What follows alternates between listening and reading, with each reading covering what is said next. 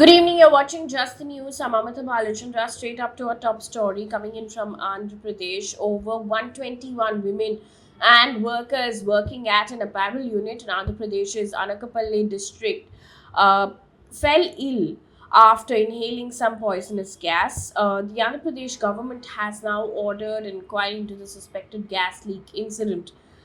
Minister Gudivada Amarnath has said, and I quote, the samples have been sent to ICMR for further inquiry. It remains to be determined whether it was a random or a deliberate act.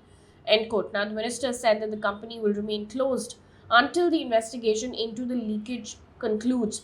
However, this isn't the first such incident in the state. On the 3rd of June, a similar gas leak in Andhra Pradesh's Visakhapatnam led to the hospitalization of over 170 workers.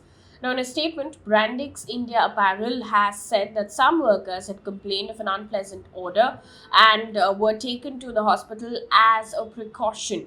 And they've said, and I quote, the safety and well-being of our associates is of utmost importance, and we have evacuated all of them. The affected associates are in a stable condition.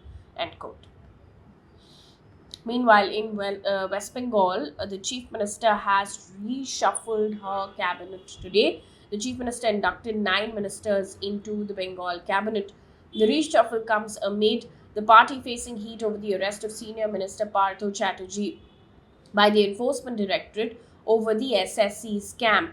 Now, 9 ministers, including Babul Supriyo, took oath in Raj Bhavan today. After BJP's defeat in the 2021 assembly elections, Babul Supriyo had announced that he would quit politics and also resign as Lok Sabha MP.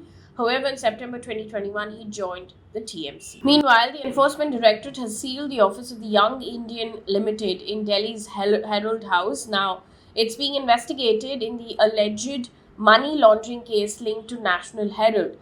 Congress chief Sonia Gandhi and Rahul Gandhi were summoned earlier for the same. NDTV reported that police have been deployed outside the residence of Congress chief Sonia Gandhi.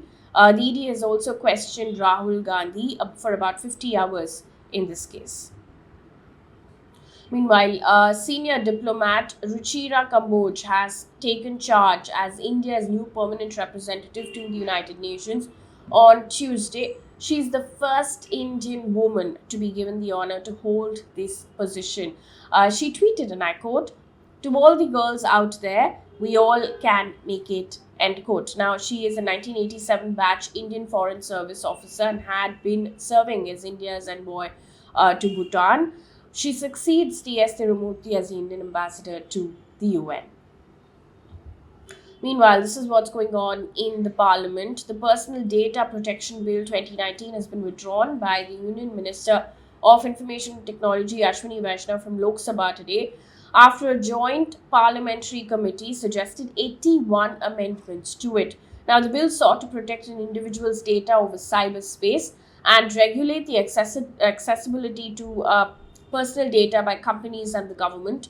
The bill had been sent to the panel in 2019 after the opposition protested against it, saying that data privacy law violated fundamental rights of citizens.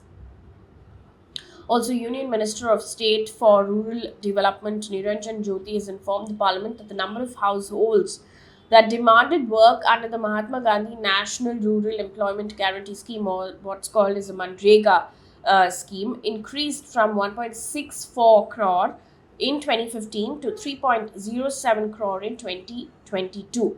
Now, the demand for work under Manrega increased from 2.48 crore in May 2019 to 3.73 crore in May 2020, the first COVID-19 lockdown. The figure in May 2020 was the highest for that month since 2015.